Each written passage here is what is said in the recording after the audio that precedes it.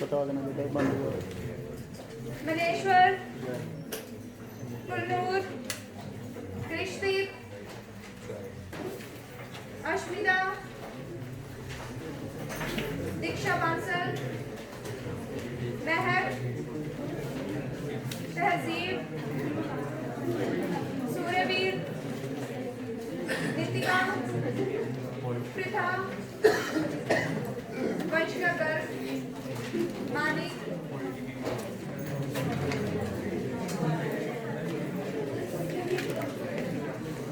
कल हमने बेटा टाइप्स ऑफ सॉल्यूशन पढ़ लिए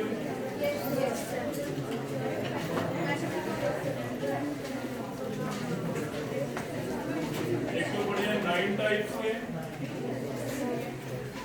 डिपेंडिंग ऑन फेज,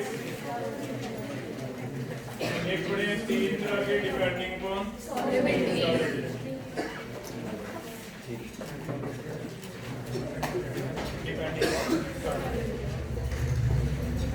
पहले 9 टाइप्स में से ये कॉलम मैचिंग करना है आपने, इन्हें मैच करना है। सोडियम अमेरिकम किस तरह का सिलेक्शन है, solid in solid, liquid in solid acid, gas in solid. Second है सोडियम सल्फेट 10 वाटर। थर्ड है 20 कैरेट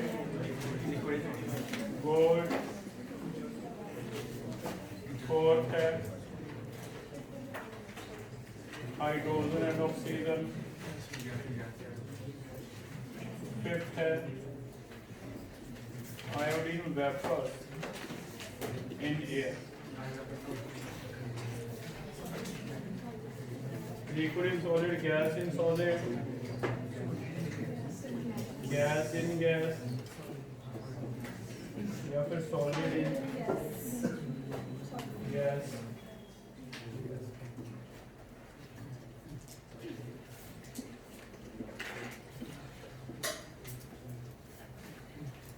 तो सेकंड क्वेश्चन करना है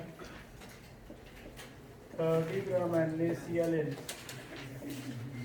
100 ml water at 25 degree, ये सैचुरेटेड है। इनमें ट्रू एंड फॉल्स बता दिए कौन कौन से स्टेटमेंट हैं। पहला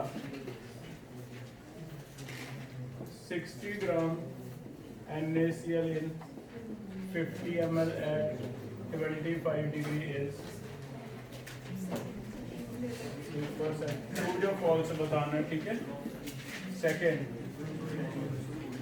20 ग्राम NaCl in 80 ml at 25 degree is unsaturated. True and false? On heating it becomes super saturated. On heating its saturation point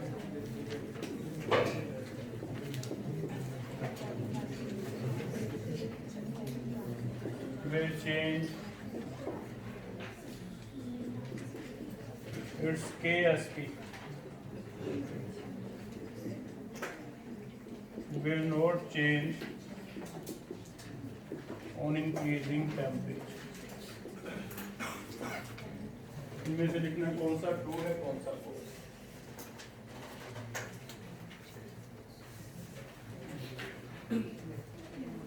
लिख लो पहले कॉपी पे।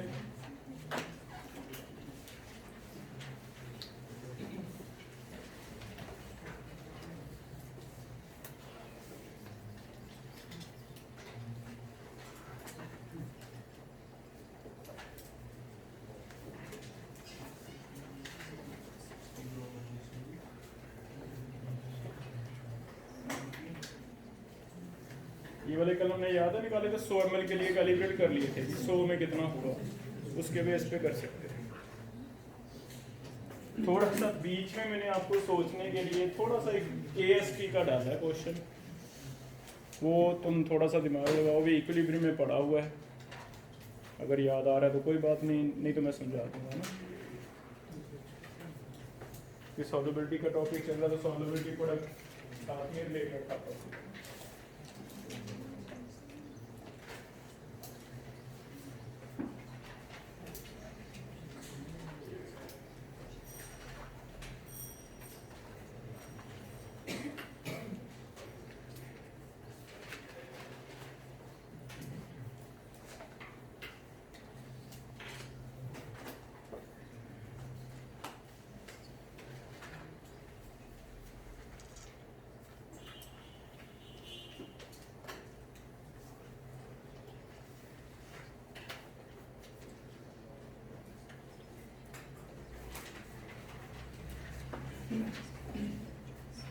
तुम्हारा नाम है मानी?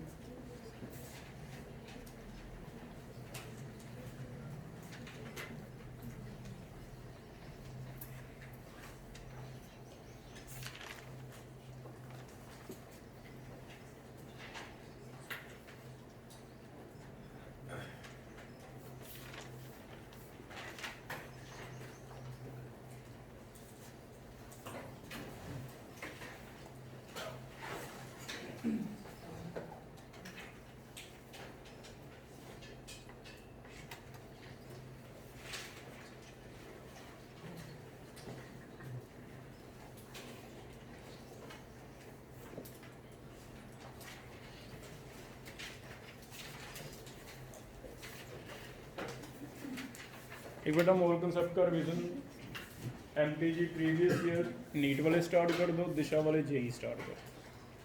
थर्सडे फ्राइडे तक 2 दिन डाउट होंगे। थर्सडे पहले मेडिकल वालों के होंगे प्रीवियस ईयर के, फ्राइडे तुम्हारे JEE वालों के होंगे दिशा के मोर कंसेप्ट, ठीक है।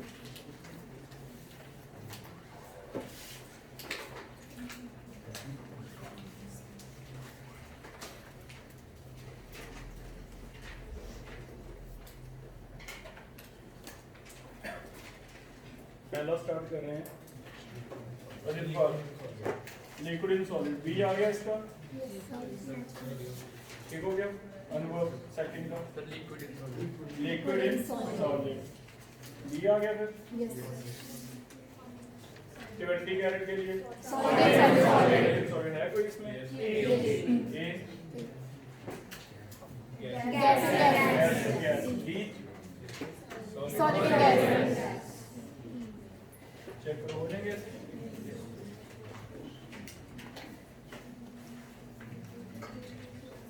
पहला 5 में से चेक करो, कोई आपको लग रहा है मैच नहीं हो रहा, सही है।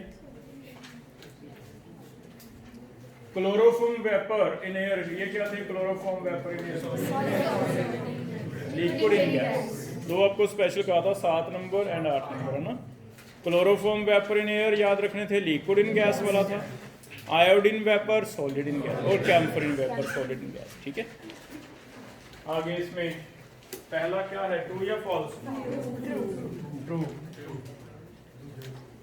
50 में 60 है तो 100 में तो 120 हो गया, तो बहुत ज्यादा है ना।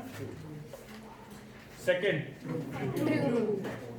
80 में 20 है तो 100 में कितना होगा? 80 में 20, 1 में 20/80, 100 में इंटू 800 है ना, 25 होगा। तो क्या 25 से कंपेयर करो, 30 से 25 क्या है? कम है, तो क्या बनेगा? आंसर। सही हो गया ये भी, ट्रू आ गया, ठीक है। फॉल्स। सैचुरेशन पॉइंट चेंज होगा, यस, क्योंकि सैचुरेशन पॉइंट का मतलब है कि जो सॉल्युबिलिटी आपकी सैचुरेटेड सॉल्यूशन की वो टेम्परेचर डिपेंडेंट है। ये वाली जो सॉल्युबिलिटी है 25 डिग्री के लिए है, 30 डिग्री के लिए अलग होएगी, 35 के लिए, तो इसे कह सकते हो आप saturation point. Saturation point means वो टेम्परेचर जिस पे सैचुरेशन आ गई, वो टेम्परेचर डिपेंडेंट है ना। अलग अलग टेम्परेचर पे सॉल्युबिलिटी क्या होगी, अलग अलग होगी। तो ये फिर क्या लिखें? ट्रू। तो ये इंपॉर्टेंट बना के ऐड कर लेना, ठीक है, ट्रू माना जाएगा। सैचुरेशन पॉइंट का मतलब समझ आ गया, वो टेम्परेचर जिस पे सॉल्यूशन सैचुरेटेड बनता है, वो अलग अलग टेम्परेचर पे अलग अलग होगा सैचुरेशन पॉइंट। और केएसपी भी क्या होगा, चेंज होगा या नहीं, चेंज होगा, तो फॉल्स हो गया फिर ये। केएसपी चेंज होगा अगर सॉल्युबिलिटी चेंज हो जाती है, तो सॉल्युबिलिटी से केएसपी डिपेंड करता है। हीट करने से जल्दी सॉल्ट के केस में, नमक के केस में सॉल्युबिलिटी बढ़ जाती है, सॉल्युबिलिटी बढ़ गई तो केएसपी भी बढ़ेगा, है ना, तो केएसपी चेंज। क्लियर है। इंटीजर टाइप ऐसे बनेगा कितने ट्रू हैं या कितने फॉल्स, वो आपका जेई में इंटीजर टाइप हो जाएगा बेटा। क्लियर है इतना टॉपिक, सिंपल टॉपिक ही किया था हमने कल। आगे बढ़ लें, नेक्स्ट टॉपिक स्टार्ट करते हैं। आगे आज हमारा टॉपिक है फैक्टर्स अफेक्टिंग सॉल्युबिलिटी। सॉल्युबिलिटी किन फैक्टर पे डिपेंड करती है, क्या हमें थोड़ा आइडिया लग पाएगा भी इनकी सॉल्युबिलिटी ज्यादा होगी, इसकी सॉल्युबिलिटी कम होगी। ऐसा तो है नहीं कि पानी में सारी चीजें घुलेंगी, कुछ चीजें घुलेंगी कुछ नहीं घुलेंगी, तो थोड़ा फैक्टर देख रहे हैं भी किन चीजों पे डिपेंड करता है, उसे कह रहे हैं फैक्टर। 3 फैक्टर्स दिए हुए हैं हमें एनसीईआरटी में। एक तो लिखा हुआ है nature of solute and solvent, दूसरा लिखा हुआ है टेम्परेचर, इस पे भी डिपेंड करती है सॉल्युबिलिटी, तीसरा प्रेशर। और इन तीनों का हमने सॉल्युबिलिटी पे इफेक्ट समझना है। पानी है मेरे पास, पहली बात नेचर, नेचर का मतलब क्या पानी में मैं सब कुछ ही घोल दूंगा, ऐसा तो नहीं है। तो क्या हमें थोड़ा आइडिया हो सकता है भी हाँ ये पानी में घुल जाएगा, ये नहीं घुलेगा, ये घुलेगा, ये नहीं घुलेगा, तो वो है बेटा नेचर। दूसरा टेम्परेचर, घुल तो गई कोई चीज, शुगर घोल दी, शुगर की सॉल्युबिलिटी टेम्परेचर बढ़ाने से बढ़ेगी या कम होगी, गर्म पानी में ज्यादा घुलेगी या ठंडे में, मैं क्या लूंगा, वो टेम्परेचर है। तीसरा प्रेशर का इफेक्ट, यहाँ तो नहीं आता, गैस के लिए आ जाएगा। जैसे कोल्ड ड्रिंक में गैस भरी है तो वो प्रेशर दबा के भरी जाती है, क्योंकि जितना प्रेशर दबाओगे गैस का उतना ही अंदर सोल्यूशन में जाएगा, तो गैसेस के लिए इफेक्ट और देखेंगे। तो 3 फैक्टर भी बताए, ठीक है। पहला फैक्टर पढ़ रहे हैं, नेचर कौन बताएगा भी हमें क्या जजमेंट हो जाती है भी ये पानी में घुलेगा या नहीं घुलेगा, कैसे पता चलता था। एक बहुत ही सिंपल सा लॉ पढ़ा है, like dissolve like, polar dissolve in polar, non polar dissolve in non polar, है ना। तो पहला तो हम इससे आइडिया लगा लेंगे। नेचर तो बहुत सिंपल है,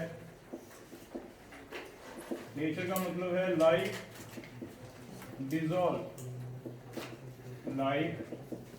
थोड़ा आपको पोलैरिटी वाला टॉपिक क्लियर हो, polar dissolve in polar and non polar dissolve in,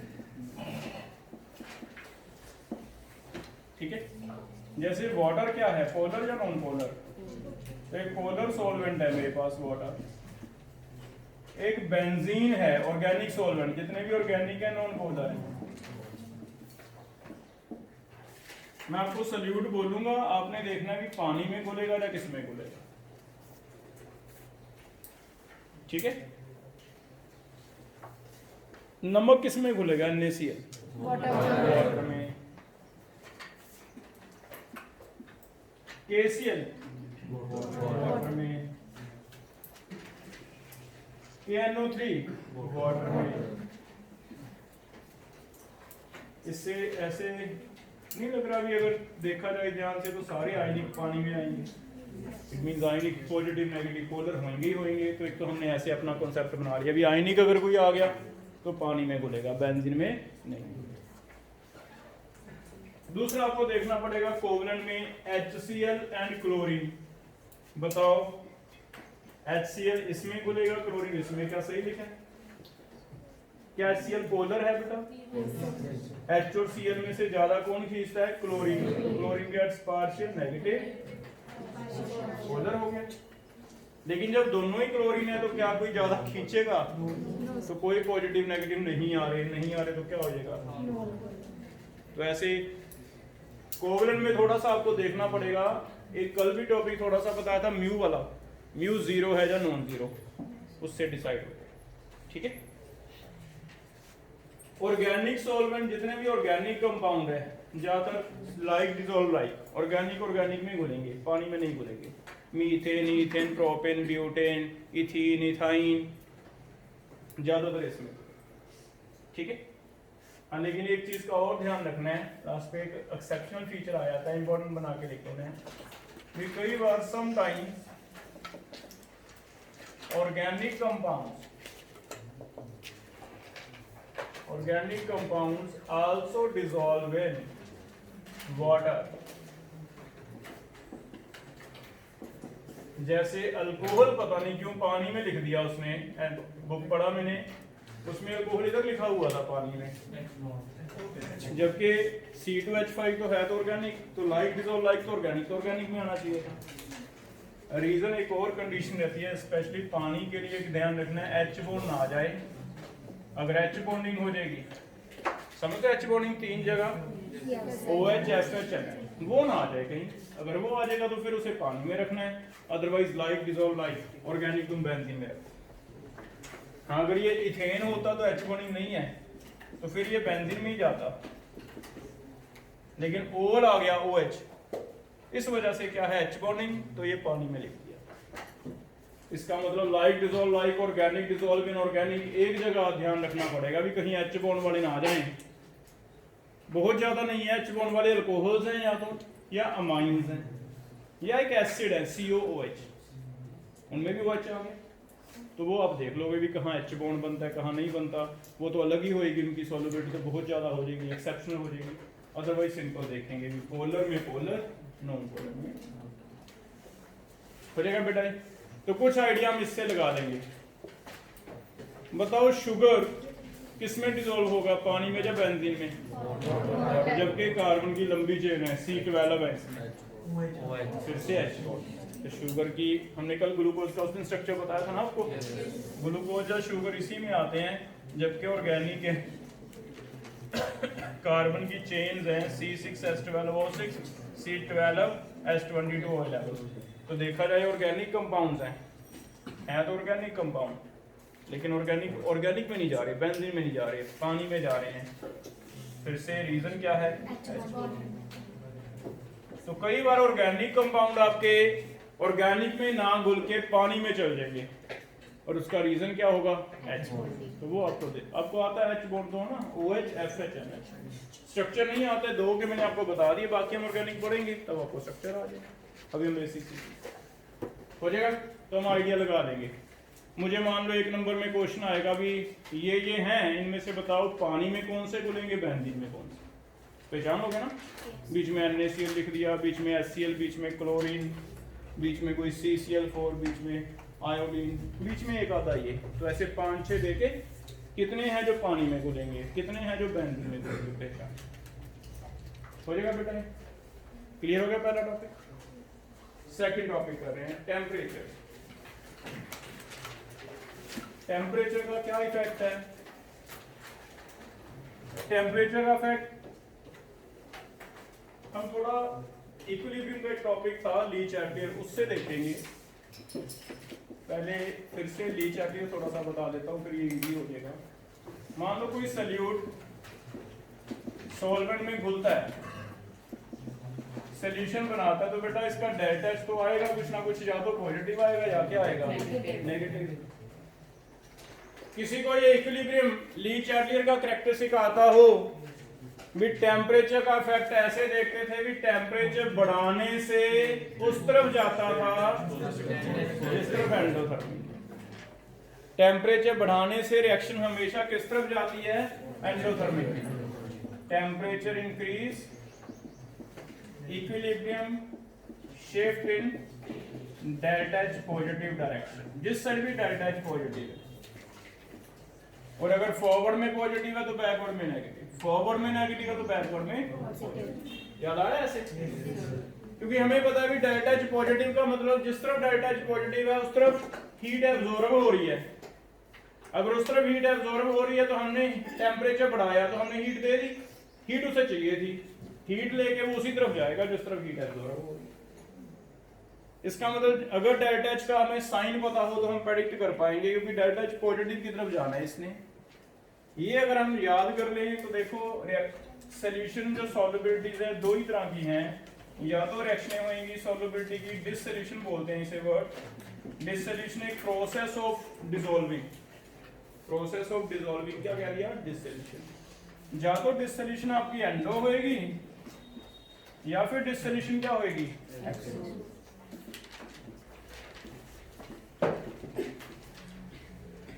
जैसे नमक है पानी में डाला तो ये एक एंडोथर्मिक रिएक्शन है।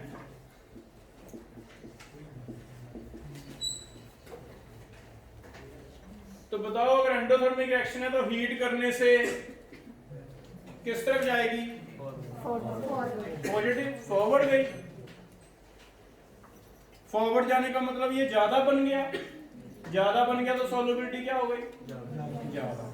तो इस केस में तो सॉल्युबिलिटी बढ़ने वाली है क्योंकि एंडोथर्मिक। इट मीन जो भी एंडोथर्मिक है उनमें तो टेम्परेचर इंक्रीज तो सॉल्युबिलिटी भी क्या होगी, इंक्रीज। ऐसे ये हमारा याद रखने वाला।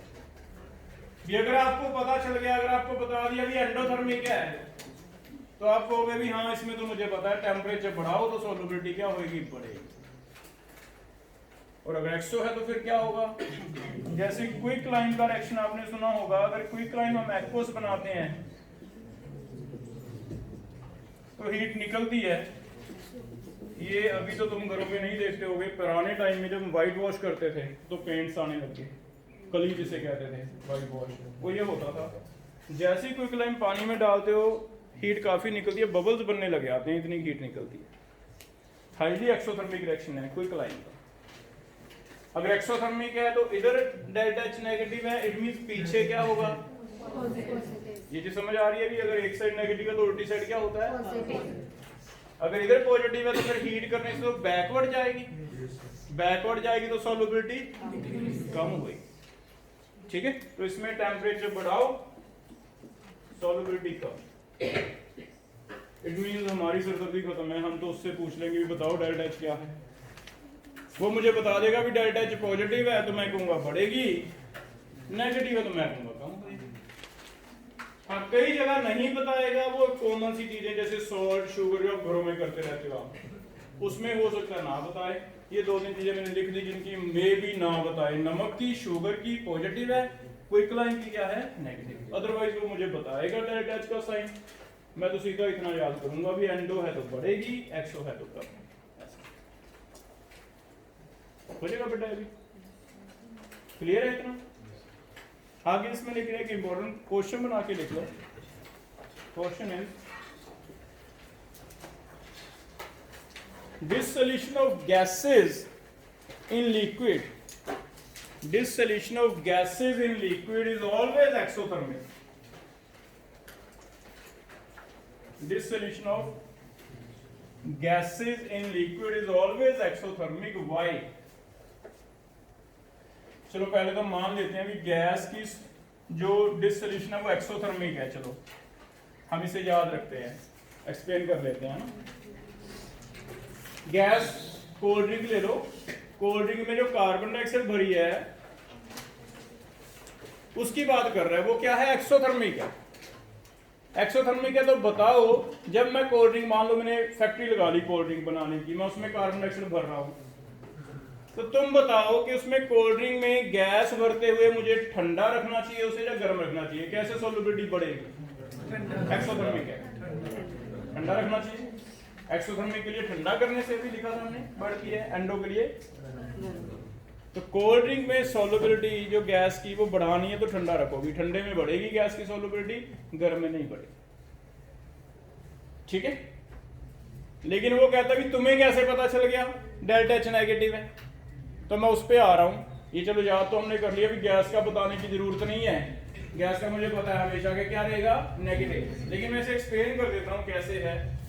वाई नेगेटिव, इसे हम थोड़ा सा +1 का थर्मोडायनेमिक्स का टॉपिक लेके चलेंगे कि आपको याद है रिएक्शन जो स्पॉन्टेनियस होते थे, मीन जो पॉसिबल है, उनके लिए दो फेवरेबल फैक्टर है, या तो डेल्टा एच नेगेटिव हो डेल्टा एस क्या हो, Positive. ये फेवरेबल है ना?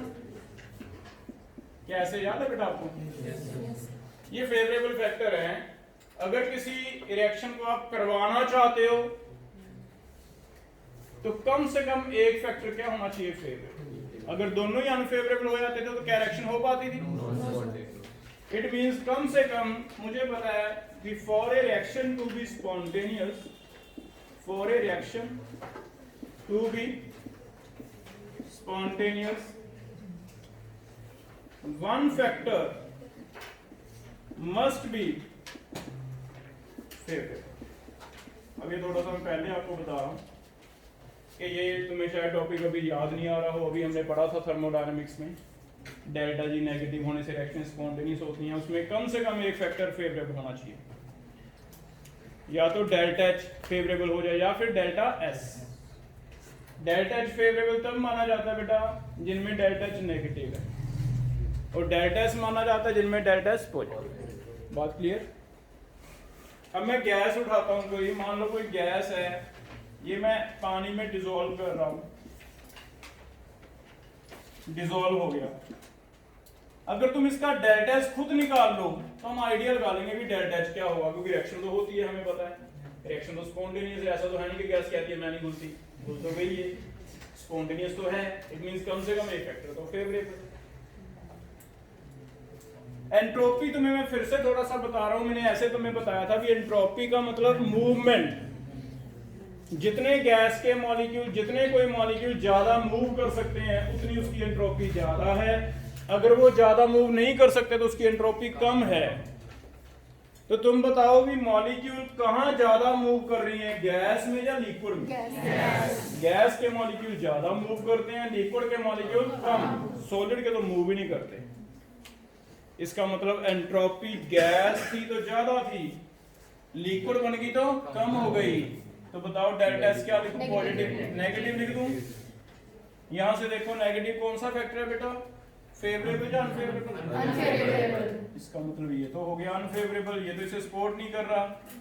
डेल्टा एस नेगेटिव तो कहता है रिएक्शन होनी नहीं चाहिए, लेकिन रिएक्शन तो हो रही है, हमें पता है कार्बन डाइऑक्साइड घुल गई पानी में। इसका मतलब एक फैक्टर तो होगा ही जो फेवरेबल होगा। तो हम ऐसे आइडिया लगाते हैं कि या तो रिएक्शन ना होती, लेकिन हमें पता है फैक्ट है रिएक्शन तो हो रही है, ये फेवरेबल है नहीं, तो फिर कौन सा फेवरेबल होगा? Delta H. तो ऐसे इनडायरेक्ट प्रूफ है, तो हम कहेंगे भी delta H must be negative so that reaction become spontaneous, है ना? तो थोड़ा सा +1 का टॉपिक बीच में ले लिया इसने।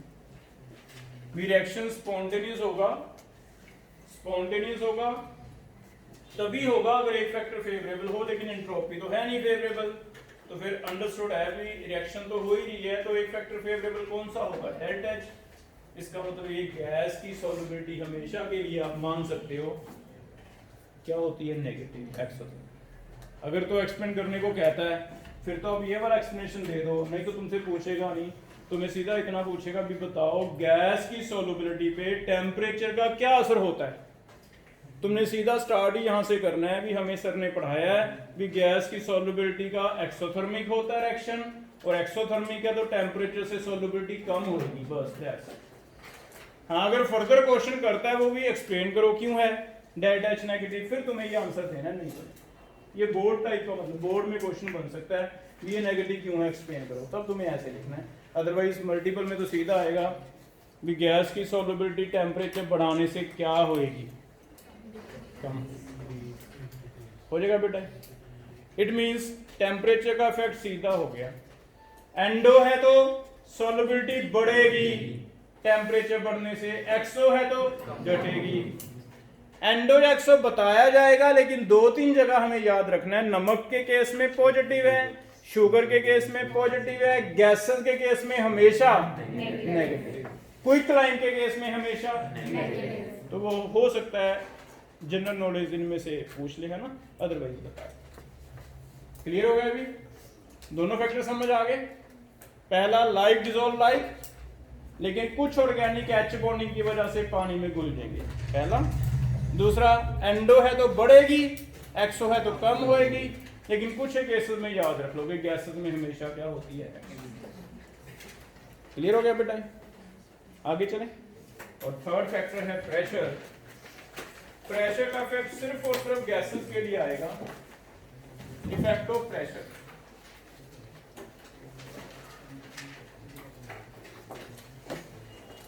प्रेशर का सभी के लिए नहीं आएगा। प्रेशर का इफेक्ट सिर्फ किसके लिए आएगा? Only for gas. अगर आप गैस डिसॉल्व करने जा रहे हो तो थोड़ा प्रेशर का भी रोल रहेगा। यहां मान लो पानी ले लिया मैंने, लिक्विड ले लिया, पानी ले लिया, चलो ऊपर इसके कोई गैस रख दी, ऊपर से पिस्टन लगा दिया। क्या लगता है अगर मैं पिस्टन को ऐसे नीचे दबाऊं तो गैस के मॉलिक्यूल को इसके अंदर जाना ही पड़ेगा, और कहां जाएंगे? अगर मैं दबाऊं तो गैस के मॉलिक्यूल कहां जाएंगे? यहां से अंदर चले जाएंगे। इसका मतलब अगर प्रेशर बढ़ाएंगे तो गैस अगर अंदर पानी में चली जाएगी तो क्या हो रहा है? सॉल्युबिलिटी बढ़ रही है। जितना पिस्टन नीचे दबा दोगे उतना सॉल्युबिलिटी आपकी बढ़ेगी।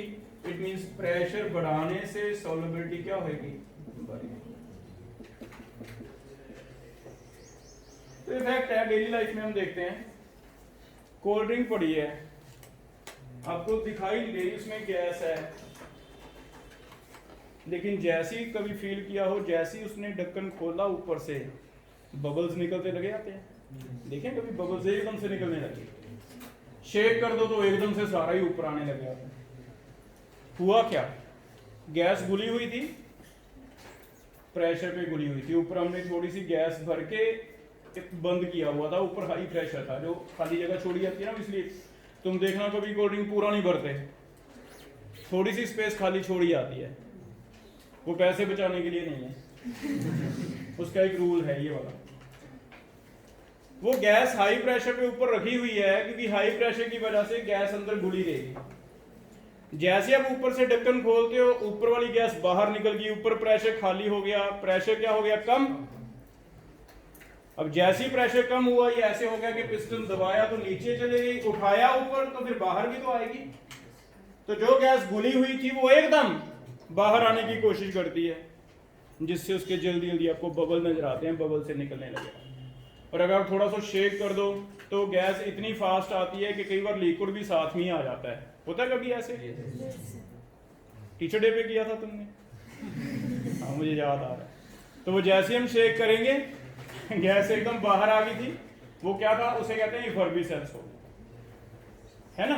तो इसी से हमने प्रेशर का इफेक्ट लेना है। भी प्रेशर बढ़ाओ तो सॉल्युबिलिटी बढ़ेगी, कम करो तो सॉल्युबिलिटी कम होगी। ठीक है, तो प्रेशर का इफेक्ट आ गया गैसेस के लिए कि जितना प्रेशर बढ़ाओगे उतनी सॉल्युबिलिटी क्या होगी? ज्यादा होगी। प्रेशर कम करोगे तो सॉल्युबिलिटी क्या होगी? कम होगी। सॉल्युबिलिटी डायरेक्टली प्रोपोर्शनल टू क्या है? बस ये 3 फैक्टर है ना। पहला, कौन सा किसमें घुलेगा, अच्छी तरह घुलेगा नहीं घुलेगा। हमें अलग अलग सोल्यूट सॉल्वेंट दे दें, हमें कि बना लो सोल्यूशन बना लो, तो हम पहले थोड़ा केमिस्ट्री सोच लेंगे ना, भी ये इसमें घुल सकता है, ये इसमें नहीं घुल सकता। उसमें हम ध्यान रखेंगे भी पोलर में घुलेगा तो उस बेस पे मैं मिलाता रहूंगा, है ना। बस समझ आ गए। अब मैं उठा के बेंजीन पानी में घोलता रहूं, शेक करता रहूं, मैं वो मेरे में बहुत जान है, मैं तो घोल दूंगा, नहीं घुलेगा भाई, केमिस्ट्री है ना। तो पहला हम ऐसे ध्यान रख लेंगे भी हाँ ये इसमें घोलना चाहिए, घुलेगा, ये इसमें नहीं घुलना चाहिए। ठीक है। दूसरा, थोड़ा टेम्परेचर का ध्यान रख लेंगे कि कईयों को ठंडा करना पड़ता है, कईयों को गर्म करना पड़ता है। शुगर सॉल्ट आ गए तो मैं थोड़ा गर्म कर दूंगा पानी, क्योंकि मुझे पता है गर्म में ज्यादा घुलता है। लेकिन लाइम आ गया तो मैं आइस डाल दूंगा, ठंडा कर दूंगा, ठंडे में ज्यादा घुलता है। ठीक है। लेकिन अगर गैस आ गई तो सबसे अच्छा रोल रहेगा प्रेशर का। आपको प्रेशर दबाना है पिस्टन लगा के, जितना तुम ज्यादा दबाते जाओगे उतनी सॉल्युबिलिटी क्या होती जाएगी, हो जाएगा बेटा। यहाँ तक क्लियर है। लेकिन ये वाला टॉपिक हमें थोड़ा सा और डिटेल दिया हुआ है, सॉल्युबिलिटी ऑफ गैस वाला। इसमें कितने प्रेशर पे कितनी घुलती है हमें कैलकुलेशन भी सिखाई हुई है। तो आगे एक और टॉपिक इसी से रिलेटेड करके दिया हुआ है, आगे एक टॉपिक बना लो। एक टॉपिक दिया हुआ है हेनरीज लॉ, जो इसी को आगे रिसर्च लेके कर रहा है। इसी टॉपिक पे, सिर्फ प्रेशर वाले टॉपिक पे। इसमें सिर्फ गैसेस की सॉल्युबिलिटी के ऊपर ही रिसर्च की है कि जो कोल्ड ड्रिंक्स बनाने वाले हैं बंदे, उनको इसका बहुत फ़ायदा होने वाला है। वो सिर्फ इसी पॉइंट को पकड़ के रिसर्च करने लग गए। वो कहता देखें भी प्रेशर बढ़ाने से कितनी की बढ़ती है, तो हम कंट्रोल कर पाएंगे भी इतने ग्राम गैस डिजोल्व करनी है तो कितना प्रेशर लगेगा। उसने ये सारी चीज़ें रिसर्च की हैं, उसे क्या कहा जा रहा है, हेनरीज। ये भी आया था वैसे इक्विलिब्रियम चैप्टर में, यही था हेनरीज लॉ कि ऑन इंक्रीजिंग प्रेशर क्या हो जाता है, सॉल्युबिलिटी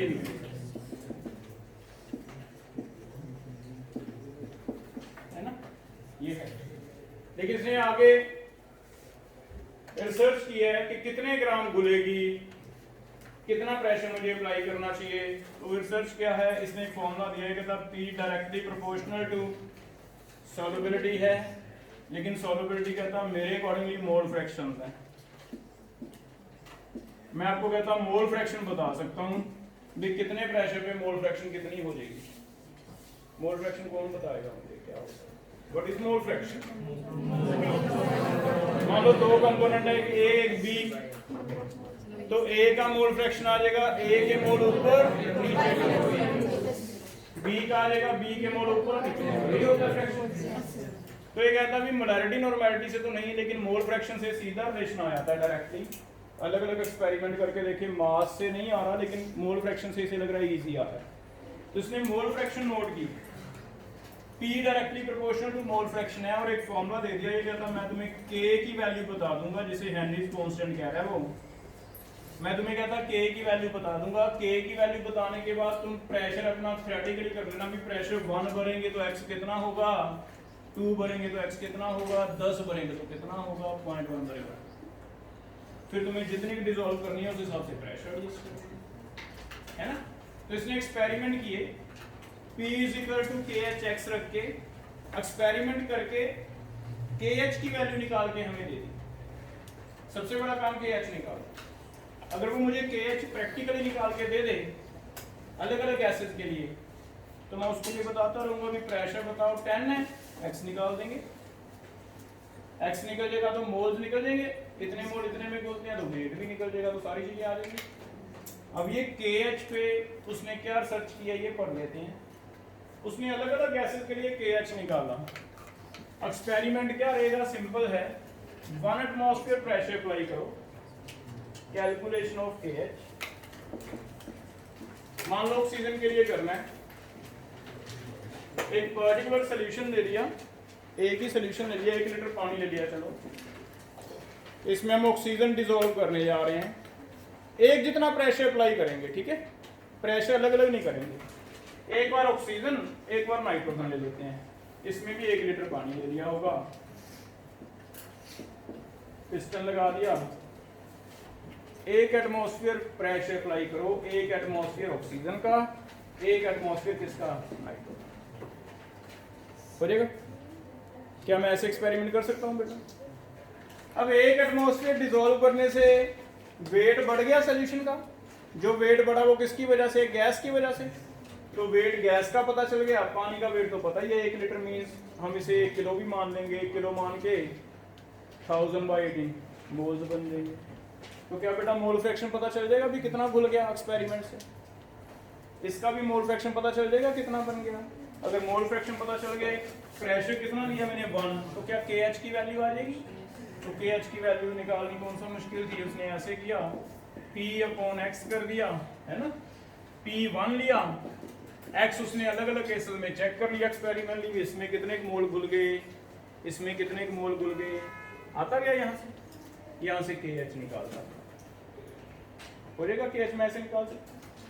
अब जब ये KH की वैल्यू मुझे बता दी, इसकी KH की वैल्यू मुझे पता चल गई, उसने बता दी ऑक्सीजन की, इसकी KH की वैल्यू मुझे बता दी, तो मेरे लिए आगे तो सिंपल हो गया ना। हम एक्सपेरिमेंट तो कर नहीं सकते लैब में जाके, मैं KH तो नहीं निकाल सकता, तो मुझे तो KH वो बताएगा, मुझे तो KH की वैल्यू सीधी बताई जाएगी। मुझे तो ज़्यादातर P पता रहेगा, X पूछेगा भी तुम बता दो कितना घुलेगा।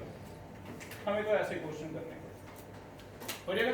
तो KH की वैल्यू उसने ऐसे निकाल ली है, लेकिन ये हमें कौन सा कोई पूछने वाला क्वेश्चन तो बनता नहीं, ये तो वैसे मैंने बता दिया। तो मान के चलो हमें तो KH की वैल्यू गिवन होएगी, KH की वैल्यू गिवन है, हमें P या X में से एक दिया होगा, एक निकालना होगा, ऐसे क्वेश्चन आने वाला हो जाएगा। बेटर कर लेंगे हम। बस तुम इतना बता दो मुझे कि KH के यूनिट क्या होने वाले हैं। इनमें से प्रेशर यूनिट होते हैं एटमॉस्फेयर, मोल फ्रैक्शन के नो यूनिट, तो फिर एटमॉस्फेयर ही आगे।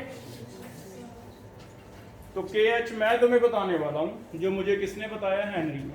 उसने 25 डिग्री पे 298 पे जो मेन सी गैसेज हैं, ऑक्सीजन, नाइट्रोजन, हाइड्रोजन, मीथेन, आपके एनसीईआरटी में एक टेबल बना के दिया है, आप 10 गैसेज के उसने KH वैल्यू बता रखी है। वो जो KH की वैल्यू हो सकता है उन गैसेज की जो कोल्ड ड्रिंक में डिसॉल्व करनी है या कहीं डिसॉल्व करनी है, उनके निकाल दिए उसने।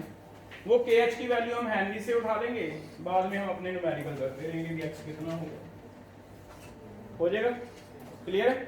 तो ये हमारा P = KHX ये एक रिलेशन है, इसे हम यूज करने वाले हैं। देखो कैसे होगा, न्यूमेरिकल बनेगा इसका P = KHX। KH के यूनिट क्या होने वाले हैं, एटमॉस्फेयर होने वाले, ठीक है। बहुत सिंपल सा क्वेश्चन है, देखना करके कैसे सिंपल हो जाएगा। मान लो एक ग्लास है,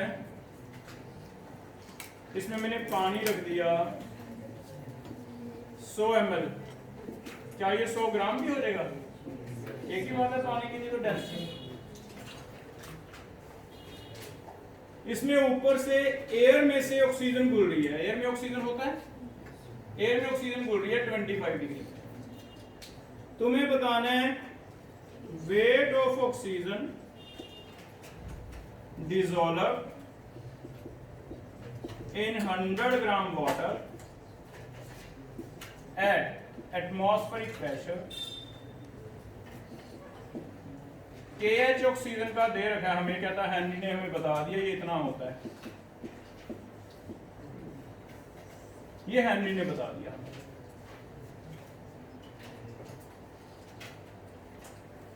अब इसे करके देखते हैं। देखो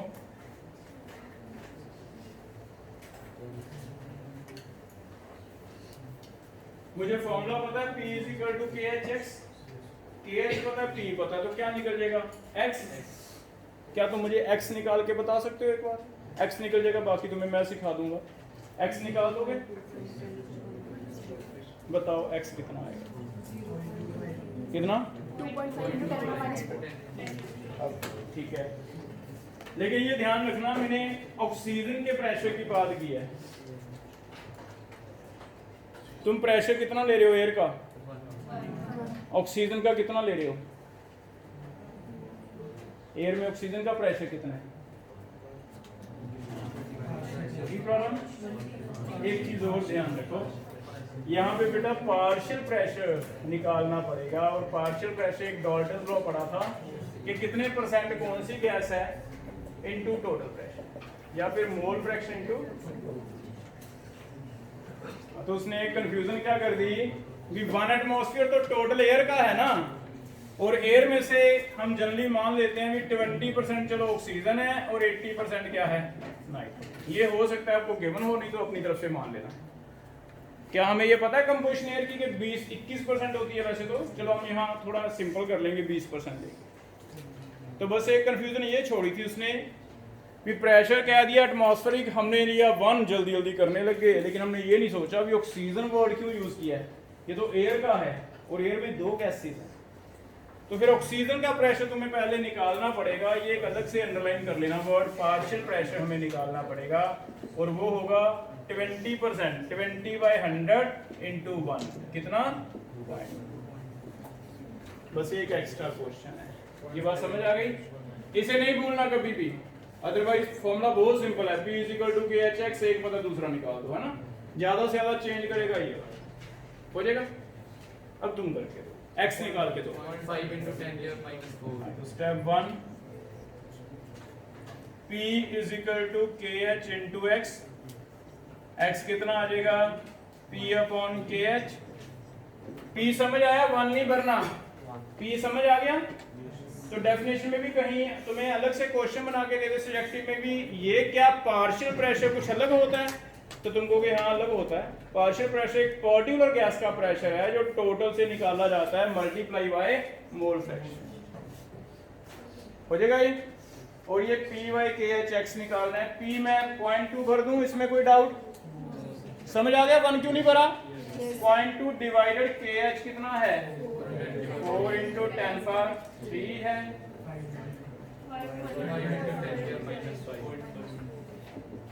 10 पर -4 तो अलग कर दिया, क्या ये आ गया 0.5? तो पहला स्टेप आ गया। दो ही स्टेप होंगे। पहला स्टेप ये आ गया, मोल फ्रैक्शन पता चल गया।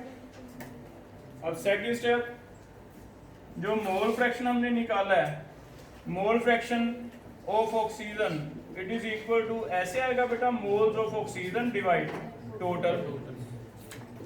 टोटल में दो चीजों के हैं, एक तो वाटर के, एक किसके हैं? ऑक्सीजन।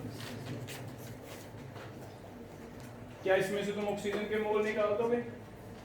वाटर के किसे पता है 100 ग्राम है? वाटर के तो पता है, वाटर के पता है, एक अननोन है, निकल जाएगा बेटा ये।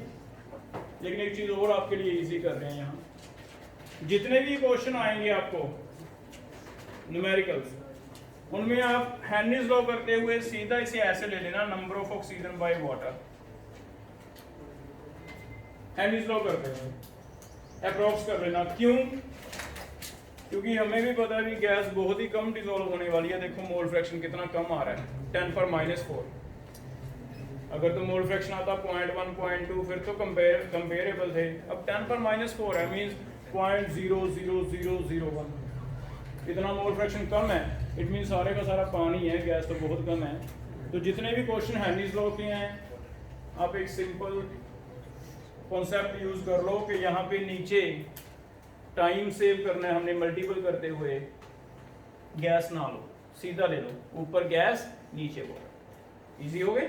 तो मैं दो स्टेप आपको बता दिए। पहला बेटा पी पार्शियल प्रेशर का ध्यान रखना है, उससे एक्स निकल जाएगा। दूसरा इससे ऐसे। अब करोगे? कितना है मोल फ्रैक्शन आ रहा है? 0.5 into 10 power -4 is equal to, moles बता दो ऑक्सीजन के कितने हैं, इसके पता तुम्हें 5.55। वाटर के मैंने 5.5 लिख दिए, सही है, 100/18। तो मोल्स ऑफ ऑक्सीजन हमें पता चल गए कितने हैं, 5.55 इंटू 0.5 इंटू 10 पावर -4। कौन बताएगा? वेट बनाना हो ऑक्सीजन का, मोल को कितने से मल्टीप्लाई करेंगे? मॉलिक्यूलर वेट कितना है O2 का? 32। ये याद है? तो पहले मोल्स निकाल लोगे, मोल का वेट तो जो मर्जी बना लेना। एक मोल को किससे मल्टीप्लाई करना होता है? मोलर वेट से। तो आगे 32 से मल्टीप्लाई कर देंगे, 5.55 इंटू 0.5 इंटू 10 पर इंटू 30। चेक करो आंसर। तो 2-3 न्यूमेरिकल हैं जो बुक में दिए हैं एनसीईआरटी में, सारे एक ही तरह के हैं, सारे ऐसे हो जाएगा बेटा। दो चीजों पे ध्यान दिया, एक तो प्रेशर जितना दिया हुआ है ध्यान से पढ़ लेना, जरूरी नहीं वो उसी गैस का हो सकता है वो टोटल हो। तो फिर आपको बताया जाएगा कि इसमें से इतने % ये वाली गैस है, तो आप पार्शियल प्रेशर निकाल लोगे, है ना, उससे एक्स निकल जाएगा। दूसरा, तुम कैलकुलेशन इजी कर सकते हो, क्योंकि ज्यादातर केसेस क्या सारों में ही ऐसे आएगा कि मोल फ्रैक्शन बहुत कम आएगी। अगर ये मोल फ्रैक्शन आपकी कुछ ऐसी आती है 10 पर -3 10 पर -4, तो यहाँ सीधा ले लो, ऊपर गैस नीचे पानी, मोल्स निकल जाएंगे। मोल निकल जाएंगे तो क्या निकल जाएगा? वेट निकल। चेक करो, हो जाएगा हेनरीज लॉ, मुश्किल तो नहीं है। तो इसने हमें ऐसे कैलकुलेशन भी सिखा दी, P = KH × X। हो जाएगा ये टॉपिक। एक और दो न्यूमेरिकल, आप इसे ऐसे करके देखना, है ना। लिखो, calculate weight of nitrogen, calculate weight of nitrogen dissolved in 180 ml water at atmospheric pressure. Dissolved in 180 ml water at atmospheric pressure का मतलब होता है कि टोटल प्रेशर एयर का वो 1 है। बताओ कोई नाइट्रोजन का कितना हो जाएगा? तो यहीं पे 80% होता है नाइट्रोजन।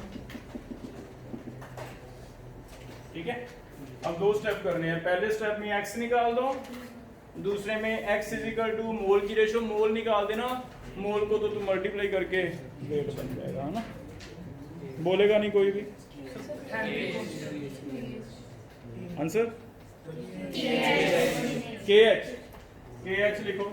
इसका कितना दिया था बोलना, पहले वाले का 2 इंटू 10³ था जब 10/3, तो थोड़ा सा फर्क कर दिया।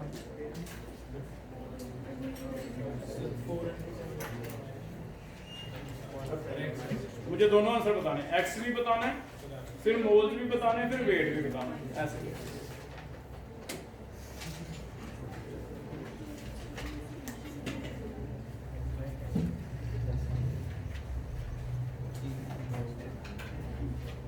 बोलो नहीं, सबको करने दो, है ना, जिसका आ गया कोई बात नहीं, एक बार सबको कर लेने दो।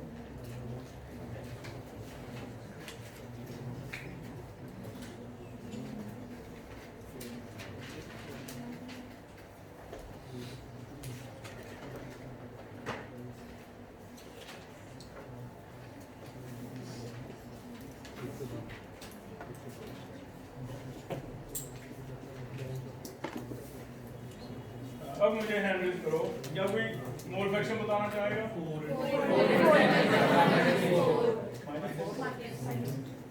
बताओ पीछे यूनिट्स क्या लिखूं। मोल फ्रैक्शन है, कोई यूनिट नहीं है, ठीक है, नो यूनिट्स, सिर्फ इतना बस ऐसे। पहला देखना, चेक करना बेटा, इतना आया तेरा, आया इतना, कॉपी चेक कर रहा हूँ। सेकंड क्या करना है, मोल फ्रैक्शन कैसे लिखा जाएगा, मोल्स नाइट्रोजन के डिवाइड टोटल की जगह सीधा पानी लिख लें, ये सीखिए, ठीक है। इसी सोल्व कर दो, मल्टीपल के लिए आंसर सेम ही आएगा, बहुत ज्यादा डिफरेंस नहीं है। बताओ मोल्स कितने आ गए नाइट्रोजन के, वाटर के कितने हैं मैंने 10, वाटर के 10 है बेटा। ये तुम्हें x पता चल गई। बताओ फिर मोल्स नाइट्रोजन के कितने आ गए, 4 इंटू कितने मोल्स आ गए, ओके। अब वेट कैसे निकलेगा, मल्टीप्लाई कितने से कर दो, 28।